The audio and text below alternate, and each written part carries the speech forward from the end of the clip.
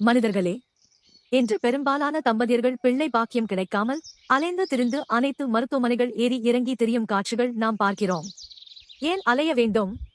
இறுதியாக மருத்துவர்கள் சொல்லும் வார்த்தைகளும் இதுதான்: இறைவனிடம் பிரார்த்தனை செய்து கொள்ளுங்கள். அதைத்தான் சிந்திக்கும் மக்களுக்கு இவ்வாறாக கூறுகிறான். وَهُوَ الَّذِي أَنشَأَكُم مِّن نَّفْسٍ وَاحِدَةٍ فَمُسْتَقَرٌّ وَمُسْتَوْدَعٌ قَدْ فَصَّلْنَا الْآيَاتِ لِقَوْمٍ يَفْقَهُونَ.